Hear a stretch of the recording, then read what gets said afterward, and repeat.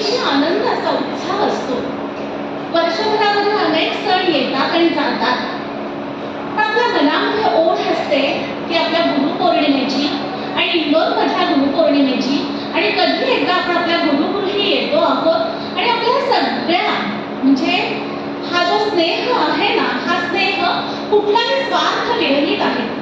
सगळे गुरुबंधू गुरुभगिनी जेव्हा एकमेकांना भेटतात आणि तो जो स्नेह वाटतो एकमेकांविषयी, त्याच्यामध्ये कुठलीही कुणाला कशाकडूनही अपेक्षा नसते, फक्त प्रेम आणि प्रेमच असतं.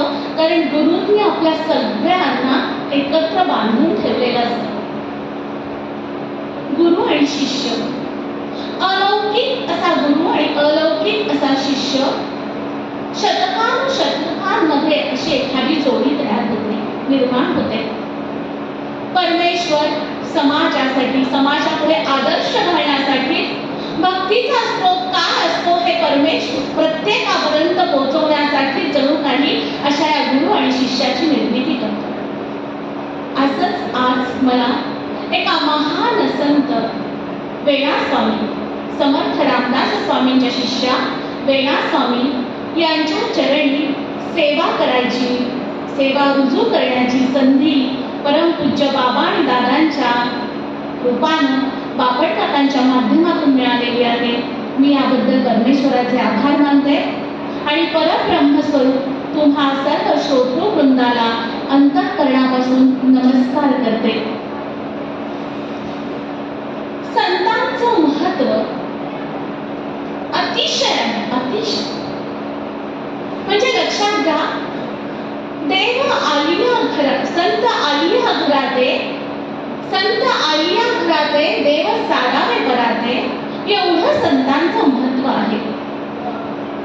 आपण लहानपणापासून सगळेजण म्हणतो, साधू संत येती घरा तोची दिवाळी दसरा. दुसरा सण असाच का? संत संग दे सदा. संत तुकारामांनी काय म्हटलंय की मला मोक्ष नको, मला मुक्ती नको, मला तू संत संग दे. पुन्हा पुन्हा पुन्हा पुन्हा मला जन्म घेऊ दे, नरजन्माला येऊ दे आणि मला संत संग देऊ दे. असं हे संतांचं महत्व आहे. जर आपल्या भारतीय परंपरेमध्ये पाहिलं तर संतांनी फार मोठं कार्य केलेलं आहे. लक्षात घ्या, या सगळ्या संतांच्या मांदियाळीमध्ये आपल्याला सगळ्यांना माहिती आहे, ज्ञान देवे रचिला पाया तुका झालासी कळस. या अनेक संतांच्या मांदियाळ्यामध्ये संत रामदास स्वामींचं जे महत्व आहे ते अपरंपार आहे. संत रामदास स्वामींनी काय केलं? आध्यात्मिक जागृती तर केलीच, पण राष्ट्र धर्म जागवण्याचं फार मोठं कार्य रामदास स्वामींनी केलं. आज जर का आपण समाजामधली परिस्थिती पाहिली तर भयंकर परिस्थिती आहे.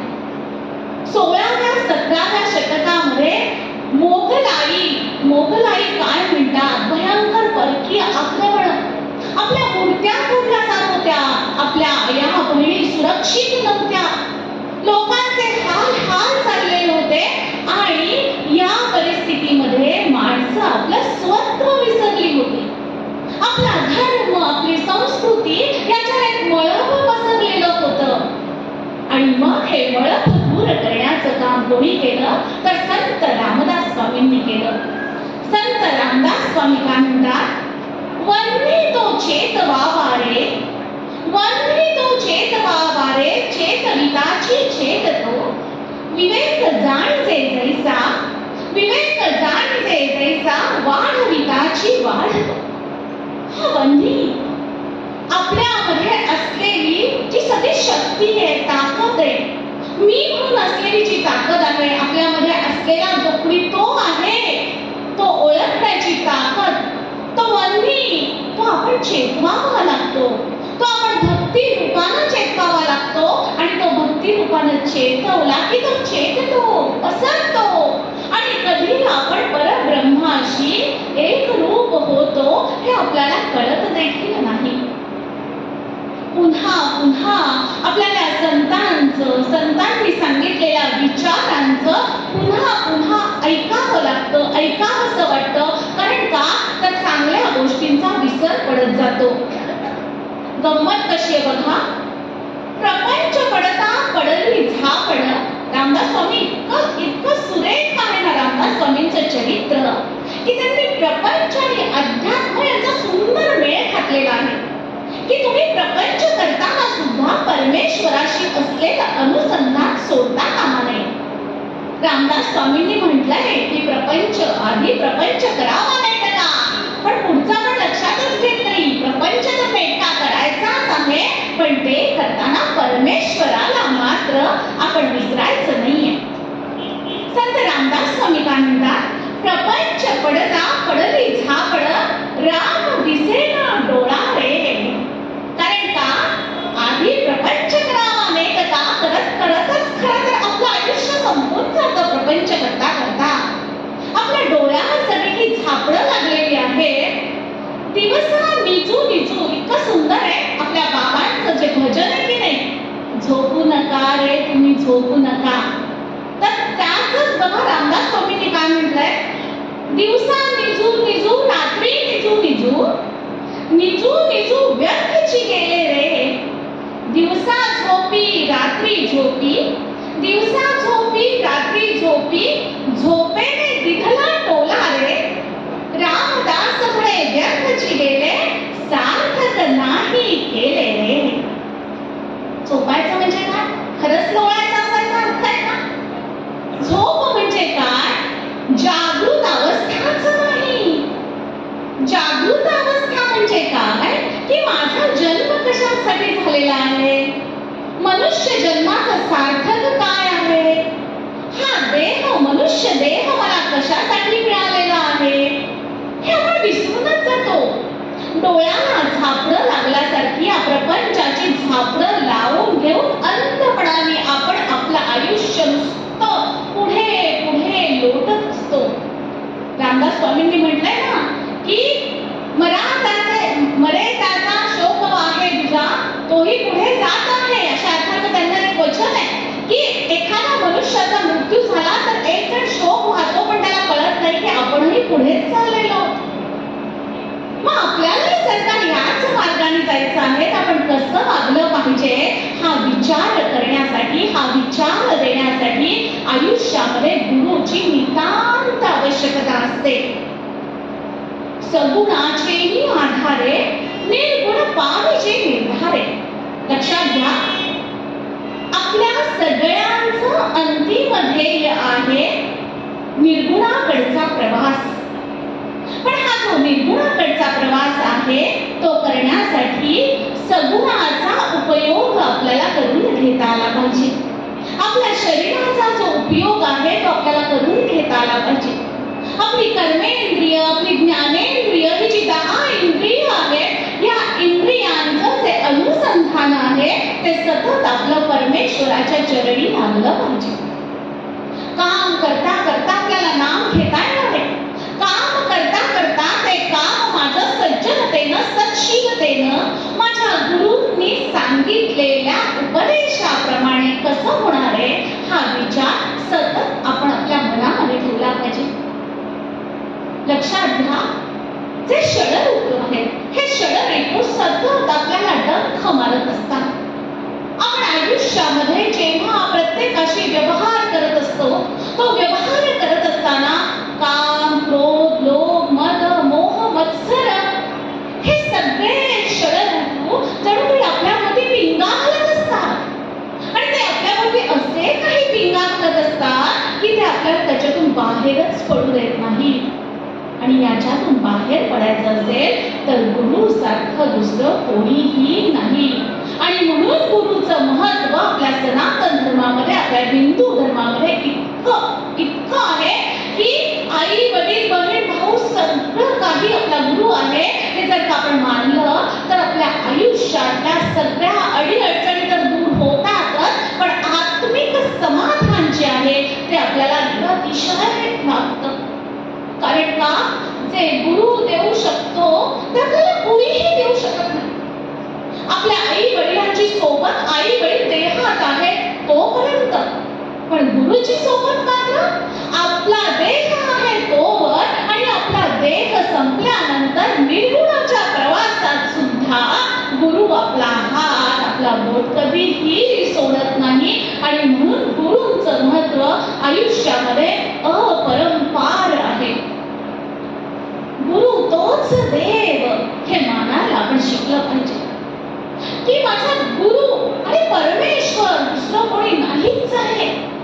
सगळं जे काही आहे ते सगळं फक्त माझे गुरुच आहे. विठ्ठल माझा गुरु, दत्त माझा गुरु, जे कोणी आहे हा सगळं या ब्रह्मामधलं जे काही आहे ते सगळं माझ्या गुरुच्या चरणी, माझ्या गुरुमध्ये सगळं मला मिळणार आहे. या सगळ्यांची जी साधना आहे ती मला एकट्या गुरुभक्तीमुळे मिळणार आहे. ही भावना सदैव आपल्या मनामध्ये असली पाहिजे. संपूर्ण समर्पण भाव. मी म्हणजे कोणी नाहीच, मी आणि गुरु एकच आहोत. ही जी भावना आहे एकत्वाची, ही एकत्वाची भावना आपल्या सगळ्यांमध्ये दृढ होणं अतिशय महत्वाचं आहे. आणि असंच अतिशय सुरेख असं नातं म्हणजे रामदास स्वामी आणि त्यांच्या शिष्या परमपूजनीय वेणा स्वामी. इतकं सुंदर आणि इतकं सुंदर त्यांचं चरित्र आहे, इतका समर्पण भाव आहे की भक्ती म्हणजे काय असावी याचं अतिशय सुंदर उदाहरण म्हणजे संत वेणा स्वामी यांचं हे सगळं चरित्र आहे. संत वेणा स्वामींनी, लक्षात घ्या, रामदास स्वामींनी 11 मारुतींची स्थापना केली. संत रामदास स्वामींनी काय शिकवलं की ठोशाचा ठोसा, जिथे जिथे तुम्हाला आपली संस्कृती, आपला धर्म याच्या विरुद्ध कोणी येताना दिसत असेल तर तुमच्या अंगात ताकद पाहिजे की तुम्ही त्या माणसाला विरोध कराल. आणि म्हणून त्याच्यासाठी बलोपासना ही रामदास स्वामींनी सांगितलेली. रामदास स्वामींनी 1008 रोज सूर्यनमस्कार घालत असत. काय ताकद असेल विचार करा ना त्यांची. 11-12 सूर्यनमस्कार घालायचे तर आपल्याला होत नाही. योगा डेच्या दिवशी आपण एक दिवस जर का 6-7 सूर्यनमस्कार घातले तर 2 दिवस पायात गोळे येतात. आणि 1008 रोज सूर्यनमस्कार घालणं हा प्रचंड बलोपासना होती. त्यांच्या हनुमान त्यांनी कुठे कुठे मारुतींची स्थापना केली त्याच्याबद्दल खूप छान लिहून ठेवलंय वेणा स्वामींनी. वेणावरी यांनी एक अभंग लिहिलाय, चाफळा माझी दोन, म्हणजे 11 मारुती कुठे कुठे स्थापन केले रामदास स्वामींनी.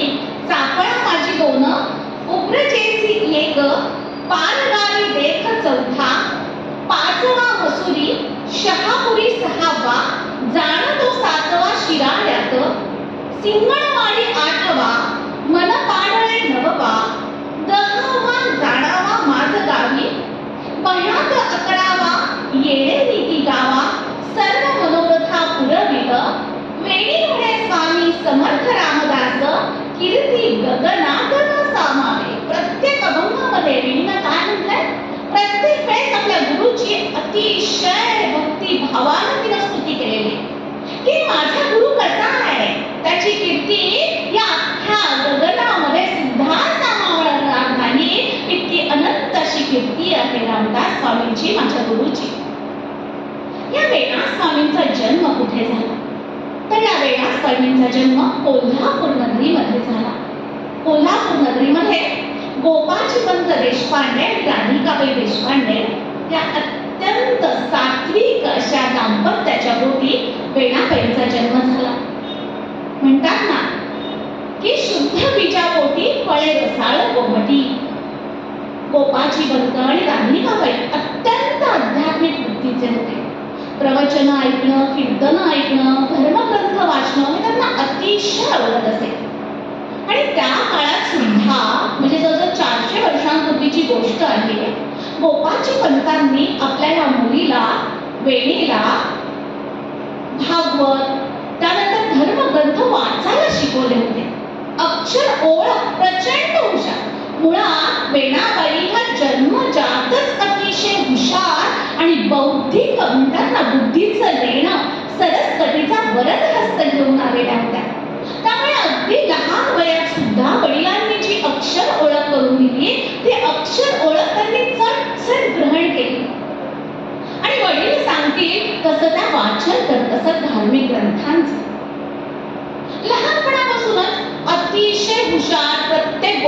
मातीमध्ये तरबेज. मंगळागौरीचे खेळ तर वेगावेळी अतिशय सुंदर खेळायच्या. इकडे खेळ तिकडे खेळ. आई कधी कधी ओरडायची, अगं वेडे किती धांगडधिंगा करतेस तू, आता 7 वर्षांची झाली, आता मोठी झाली, लग्नाचं वय झालं तुझं.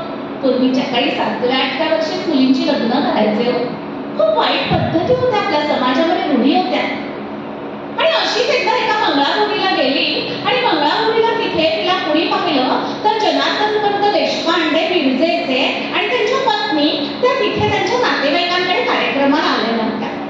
आणि त्यांना ही अशी एवढी हुशार चुणचुणीत मुलगी सून म्हणून खूप आवडली आणि मग त्यांनी मागणीच घातली. आणि त्यांनी मागणी घातली आणि जनार्दन दत्तांची आता ती सून झाली आणि सून होत मिरजेच्या वाड्यामध्ये आली. वय किती होतं वेणाबाईंचं? अवघं 8 वर्ष. त्या अजून ऋतुमती सुद्धा झालेल्या नव्हत्या.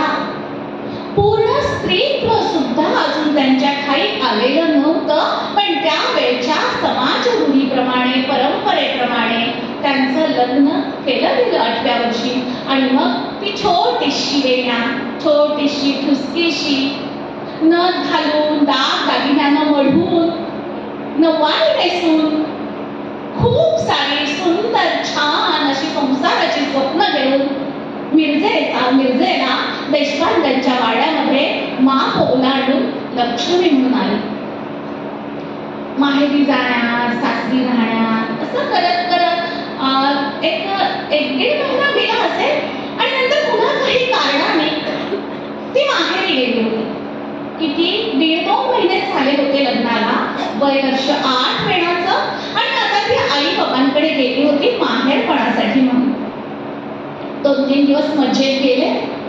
त्या दिवशी आईनं वेणा आली, लाडकी वेणा आली म्हणून तिच्यासाठी पुरणाचा स्वयंपाक केला होता.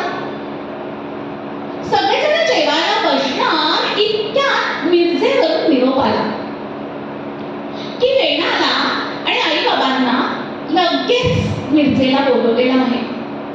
कारण का तर त्यांच्या जावयाला अपघात झालाय, ते झाडावरून पडले. काय प्रारब्ध असतं बघा.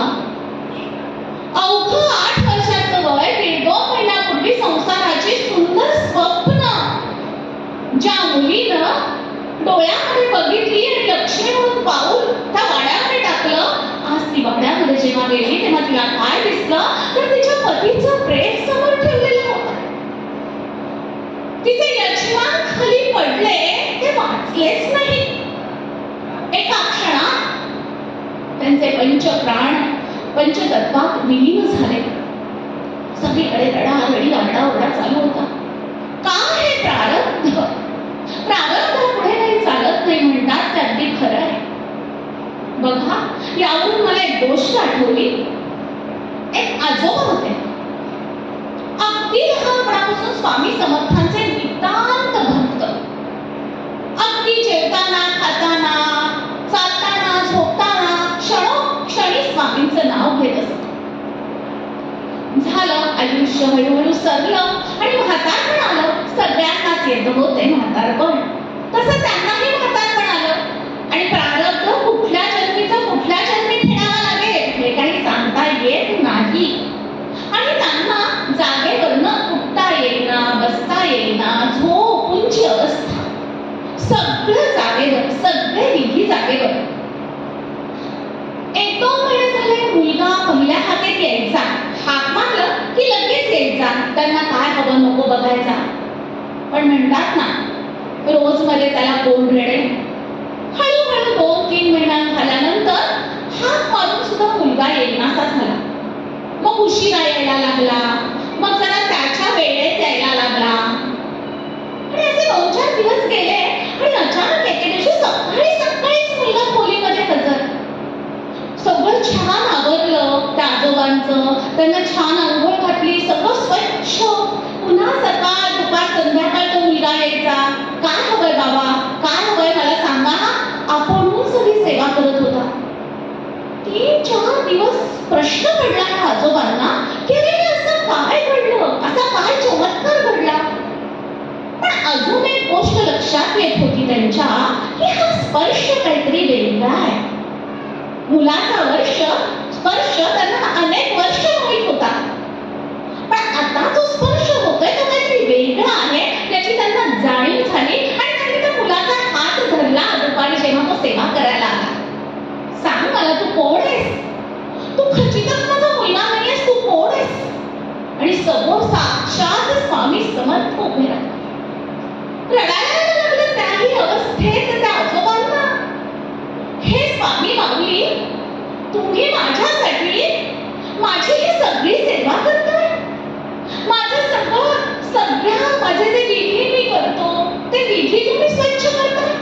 हे असं का? असं नका करू. तेव्हा ते म्हणाले, बाळा, तू माझा शिष्योत्तम आहेस. तू तुझ्या लहानपणापासून, अगदी लहान वयापासून माझं नामस्मरण केलेलं आहेस. लक्षात ठेव, जिथे जिथे नामस्मरण आहे तिथे मी आहेच. आणि नामस्मरणासारखी भक्ती कलियुगामध्ये फक्त नामस्मरण हेच परमेश्वराला अतिशय आवडतं. आणि तू माझ्या शस्त्रे अनुसंधान कधीच सुरू दिलं नाहीस. हे बघ, प्रारब्ध 3 प्रकारचं असतं. स्वामींनी त्याला समजावून सांगितलं. मंद प्रारब्ध, हे जे मंद प्रारब्ध आहे, हे मंद प्रारब्ध नुसत्या नामस्मरणाने सहज मनुष्य त्याच्यातून निघून जातो. तीव्र प्रारब्ध, या तीव्र प्रारब्धामध्ये आपल्याला संतांचा सहवास आवश्यक असतो. त्या संतांच्या सहवासामध्ये हळूहळू त्या तीव्र प्रारब्धाची तीव्रता कमी कमी होते.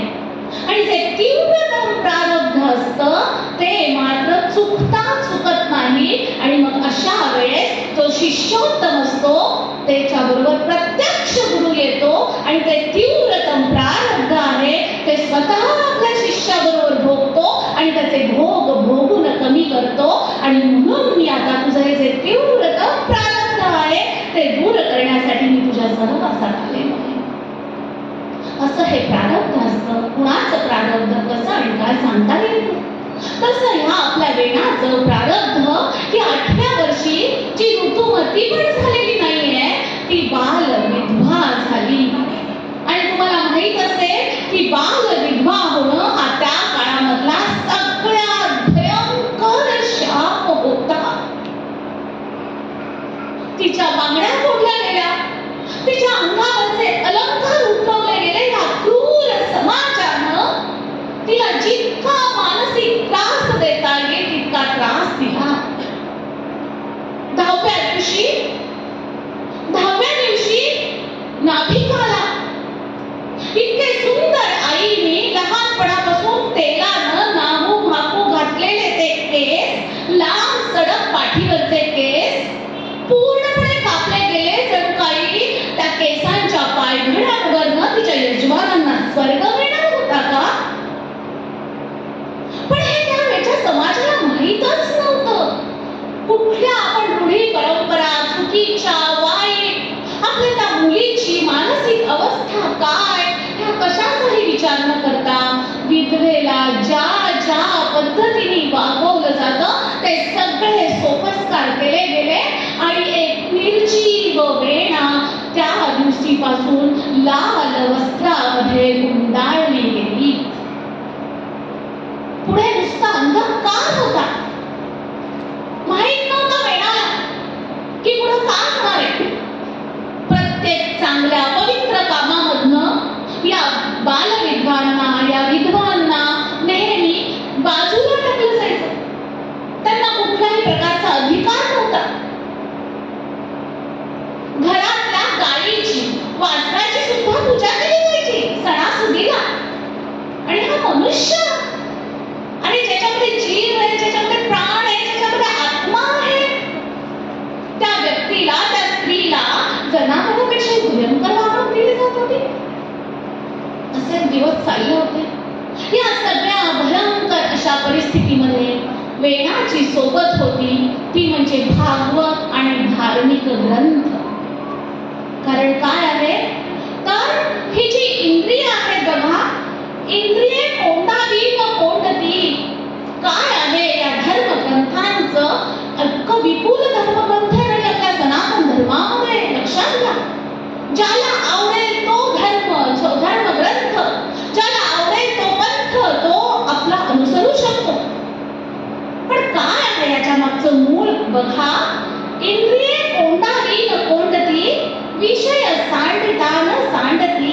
हे विषय आहेत, हे सगळ्या इच्छा आकांक्षा त्याच्या सहज टाकून देता येतील का? 8 वर्षाची मुलगी, जिला काही माहीतच नाहीये, जिला खेळावं वाटतंय, बागडावं वाटतंय, जिला घराच्या बाहेर पडावं वाटतंय, मैत्रिणींबरोबर खेळावं असं वाटतंय, तिला लाल हलवणामध्ये, त्या लाल वस्त्रामध्ये कोंडून ठेवलंय. तिच्या इच्छा आकांक्षा काही नसतील का? बघा, इंद्रिये कोंडावी न कोंडती, विषय सांडिता न सांडती, पुढत पुढती बाजू येती, परत परत पुढे येतात. या इंद्रियांच्या इच्छा वासना, हे षडरिपू, हे परत परत पुढे येतात. किती धर्मग्रंथ वाचा, कितीही नामस्मरण करता, या सगळ्याला सामोरं जावंच लागतं. या लागी म्हणूनच इतकं सुंदर आहे. पुढत पुढती बाजू येती, ह्या सगळ्या विषय वासना परत परत पुढे येतात. आणि म्हणूनच या लागी हरिभक्ती ज्योती वेदे. का सांगितली हरिभक्ती वेदांमध्ये? तर अरे, तुझ्या या विषयांना, तुझ्या या इंद्रियांना लगाम फक्त हरिभक्तीच घालू शकते. तुझं हरिभक्तीनं व्यापलेलं जे मन आहे ना, ते मनच फक्त तुला या सगळ्या विषय वासनांपासून दूर नेऊ शकतं. म्हणून ही हरिभक्ती. आणि मग त्यानंतर सतत फक्त धर्मग्रंथांचं वाचन हेच वेणाच्या आयुष्यात झालं.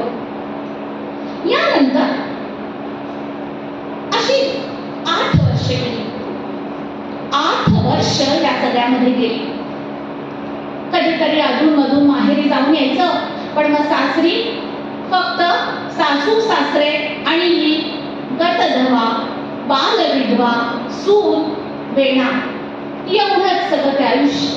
एवढा मोठा तो वाडा, तो वाडा सुद्धा नाराज झाला होता. तो वाडा सुद्धा निष्प्राण झाला होता. आणि एक दिवशी 8 वर्षांनंतर काय घटना घडली बघा. अचानक जय जय रघुवीर समर्थ अशी आरोळी ऐकायला आली. एक उंचे पुढे तेजस्वी असे साधू म्हणा, संत म्हणा, हे देशपांड्यांच्या वाड्यात समोर उभे होते आणि काय मागत होते?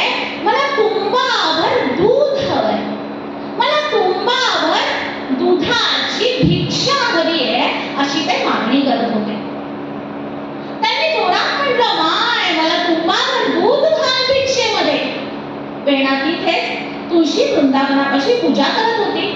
पण तिला काही बोलायची उसंत मिळायच्या आतच सासूबाई म्हणाल्या, वेणा, जे कोणी आहे ना त्याला सांग पुढे जा.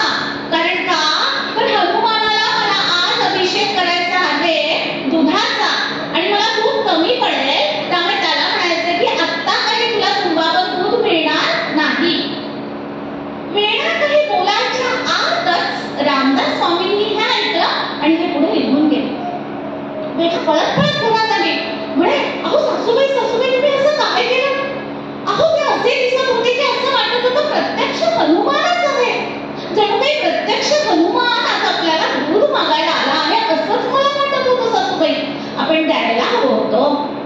अगं वेणे, तुला काही कळत नाही. कोण हे साधू संत आणि उगीच काय आपले येतात कुठूनही आणि उगीच मागत बसतात आणि आपल्याला घरामध्ये दूध पुन्हा कमी पडणार, शिवाय हनुमानाला अभिषेक घालायचा आहे. राहू दे, काय एवढं वाईट वाटून घेऊ नकोस. पण ही जी भेट होती, ही साधी भेट होती का? ती जी दृष्टादृष्ट होती, ती कैक जन्मांचं ते नातं होतं. असेच कुणी गुरु कुणाला मिळत नाही आणि गुरूंना असेच पण शिष्य कधीच मिळत नाही. कुणाचे गुरु कोण, कुणाचे शिष्य कोण हे कुठेच ठरलेलं असतं. आणि ती एक छोटीशी नजर झाली आणि वेणाला काय झालं काही कळेना. तिला नुसती मनामध्ये तोच विचार की मला कधी परत ते भेटतील, ते जे आले होते बैरागी ते मला कधी भेटतील, ते साधू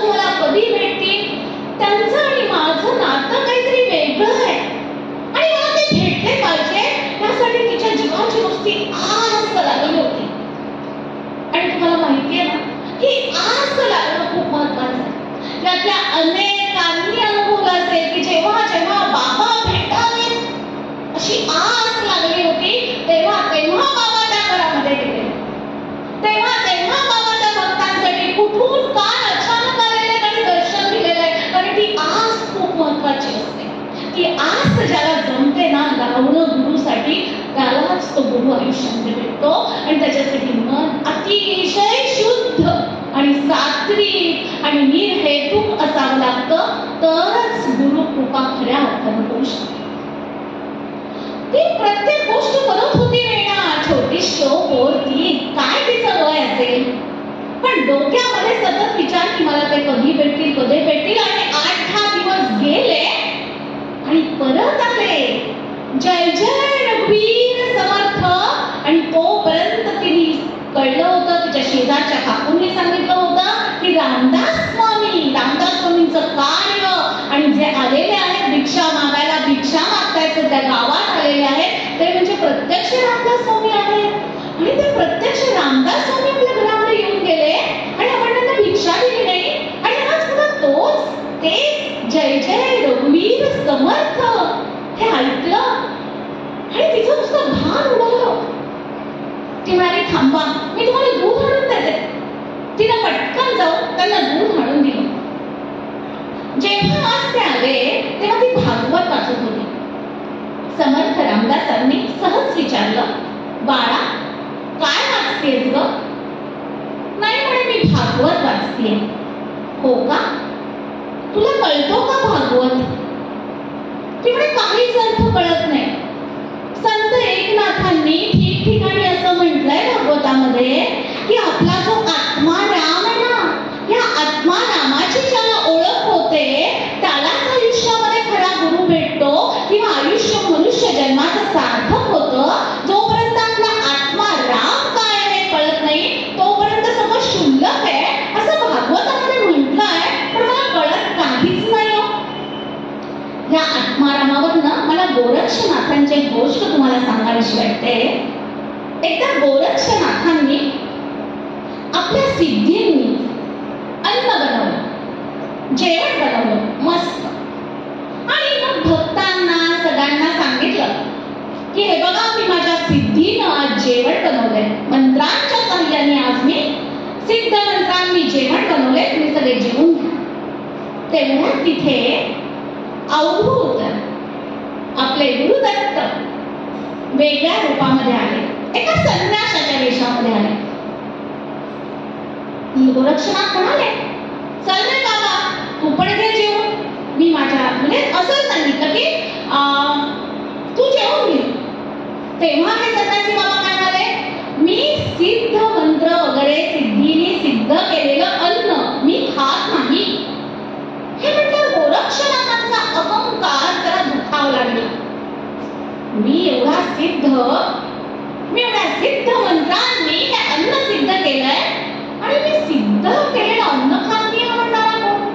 पण काय तू कोण समजतो स्वतःला, मी केवढा सिद्ध आहे. हे बघ असं कर, मी आता त्रिभुवनात कुठेही लपून दाखवतो, एवढी माझ्यामध्ये ताकद आहे. गोरक्षनाथ म्हणाले, तू मला शोधून काढायचंस, बघूया. जर का तू शोधून काढलंस तर तू म्हणशील ते मी तुला ठीक आहे ते म्हणे. आता ते म्हणतात की मी तुला शोधून काढेल, जर का मी तुला काढलं तर तुला माझं ऐकावं लागेल. गोरक्षनाथ ठीक आहे. गोरक्षनाथ लागतात. आता हे तर कोण? अवधूत चिंतन श्री गुरुदेव दत्त. गुरुदेव दत्तांना काय सगळं दिसतंय, सगळं ब्रह्मांड त्यांच्या हातात. एका क्षणात गोरक्षनाथांना त्यांनी शोधून काढलं. गोरक्षनाथांना शोधल्यावर खरं एक क्षणभर त्यांना असं वाटलं की नक्की हे काय, हा कोण माणूस आहे. पण त्यांनी अहंकार त्यांचं मोठेपण त्यांना मान्य करायला तयार नव्हता. मग अवधूत चिंतन गुरुदेव दत्त काय म्हणाले, हे बघ मी तुला शोधून काढलं की नाही, आता मी कुठेही लपेल आणि तू मला शोधून काढायचं. गोरक्षनाथ म्हणाले, काय तुम्हाला सांगतो सरे, मी तर एवढा सिद्ध आहे. ठीक आहे चल. लपले. लपल्यानंतर गोरक्षनाथाने त्रिभुवन धुंडाळलं, आकाश पाताळ पृथ्वी सगळीकडे शोधलं, पण त्यांना तो काही संन्यासी दिसलाच नाही. शेवटी थकले, कंटाळले आणि शरण आले. म्हणाले, तुम्ही जे कोणी आहात ते आता माझ्यासमोर प्रगट व्हा. मी चुकलो किंवा मी माझं जे कमीपण आहे ते मी मान्य करतो आणि माझ्या समोर तुम्ही हजर व्हा. एका क्षणात गुरुदेव दत्त हजर झाले. आणि म्हणाले, त्यांनी विचारलं, काय रे संन्यासी बाबा, मी तुला सगळीकडे शोधलं, तू कुठे होतास? तेव्हा त्यांनी काय उत्तर दिलं? ते म्हणाले, मी तुझ्यात होतो, तू तुझ्यात शोधलंच नाहीस मला, आणि त्रिभुवनात तुंडाळत बसला, तुला कसा मी सापडेल बरं? आणि हे ऐकलं लक्षात आलं, हे काही साधं सुद्धा काम नाहीये, आपलं खरं रूप दाखवावं आहे. तेव्हा दत्त महाराज समोर प्रकट झाले. आणि तेव्हा गोरक्षनाथांनी त्यांना वर मागितला की मला कधीही तुमचं दर्शन झालं पाहिजे. म्हणजे गिरनारच्या गुरुपादुका आहेत, त्याच्यापेक्षा एक 60 फूट फक्त उंच ते गोरक्षनाथाचं जे हे आहे ना, काय म्हणायचं त्याला, शिखर, त्याला गोरक्षनाथाचं शिखर म्हणतात, ते थोडंसं वर आहे फक्त गुरुपाद गिरनारच्या थोडंसं. का तर कधीही हा वर दिलेला तेव्हा दत्तात्रयांनी त्यांना की ठीक आहे, तुला जेव्हा पाहिजे तेव्हा तू माझं दर्शन घेऊ शकशील. असं तो दत्तात्रय, असं ते परब्रह्म हे आपल्या अंतःकरणातच आहे. हा जो अंतरात्मा आहे हा आपल्याला शोधता आला पाहिजे. मग ह्या वेळाला प्रश्न पडला की हा अंतरात्मा कसा ओळखायचा? तिथे सांगितलं रामदास स्वामींनी, हे वाचते हो, हे सगळं संभाषण हे बसून वगैरे नाही आहे, ते दारातच उभे आहेत की, कारण का तिला खूप मर्यादा आहेत. एक तर स्त्री, त्यात गतभवा स्त्री, तिला खूप मर्यादा आहे, त्याची सहज जाऊन कुठल्याही परपुरुषाशी बोलू शक्यच नव्हतं. त्यामुळे रामदास स्वामी दारामध्ये उभे आहेत आणि ही तिथे उभी आहे, तिच्या सोफ्यामध्ये बसलेली आहे, वाचती आहे, आणि ती म्हणते की मी हे वाचते पण मला ना त्याचा अर्थ कळत नाही. तेव्हा रामदास स्वामी तिला म्हणाले, कळेल कळेल, नक्की कळेल अर्थ बाळा, वाचत राहा. आणि हे म्हणत असताना अहिल्या शिळा राघवे मुक्त केली, अहिल्या शिळा राघवे मुक्त केली, पदी लागता पुण्य होऊन गेली, असं म्हणत म्हणत रामदास स्वामी तिथून निघून गेले. काय होतं या प्रसंगाच्या मागे? फार मोठं काहीतरी भव्य दिव्य घडणार होतं या भेटीत. आणि यानंतर तर आपला देह फार हरपली वेळा, अक्षरशः तिला जेवण गोड लागेना, तिला कशात तिचं मन रमेना, तिला आता सतत ओढ लागली ती फक्त रामदास स्वामींच्या भेटीची. आणि कसं असतं बघा, ही एक तर अन्न पाणी काही खात नाहीये, तिचं शरीर कृश व्हायला लागलं, हिचा चेहरा निश्चेष दिसायला लागला, सासूबाईंना काही कळेच ना की नक्की होतंय काय. खायला प्यायला तर सगळं व्यवस्थित आहे, तसा सासूरवास वगैरे काही नव्हता हो, सासूबाई प्रेमळ होत्या, सासरे पण प्रेमळ होते, पण समाजाच्या रूढींच्या पलीकडे ते जाऊ शकत नव्हते किंवा त्याच्या पलीकडे जाण्याची ताकद त्यांच्यामध्ये नव्हती. शेवटी सासूबाईंनी ठरवलं की आपण जरा हिला माहेराला पाठवू, माहेराला जाऊन आली की छोटी पोर आहे, जरा तिला बरं वाटेल. आणि मग कुणातरी ओळखीच्या, आधी पूर्वी काय एसट्या गाड्या रेल्वे काही नाही, आपल्या बैलगाडीतून कुणी भेटलं ओळखीचं पालखीचं विश्वास होतं पाठवायचं. माझं कोणीतरी शेजारचं जाणार होतं, त्यांनी तिला कोल्हापूरला काढलं. गंमत कशी असते बघा, जेव्हा तुम्हाला एखाद्या चांगल्या गोष्टीची प्रचंड आस असते ना, तेव्हा आपोआप अनेक गोष्टी घडून येतात. त्या गोष्टी कोण घडवतं हे आपल्याला कळत पण नाही. तर ही शक्ती असते, परमात्मा शक्ती. आपल्याला आपल्या आयुष्यात सुद्धा असा अनेक वेळेला अनुभव येतो की असे काही प्रसंग उभे ठाकतात की आता पुढे काय असा यक्ष प्रश्न निर्माण होतो. आणि मग असे काही प्रसंग निर्माण होतात आणि मग आपल्या लक्षात येतं, अरे बाबा दादांनी हे केलं बरं का. आपण काय म्हणतो, माझे बाबा, माझे दादा, माझे स्वामी आले आणि त्यांनी हे केलं.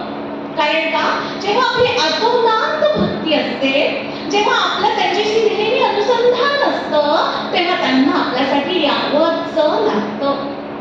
तसं या छोट्या वेळीने नुसता ध्यास घेतला होता, अन्न पाणी सोडलं होतं रामदास स्वामींसाठी. आणि बघा, ही जेव्हा माहेरी गेली ना, तेव्हा रामदास स्वामींचा कीर्तनाचा सप्ताह कोल्हापूरमध्ये सुरू झाला.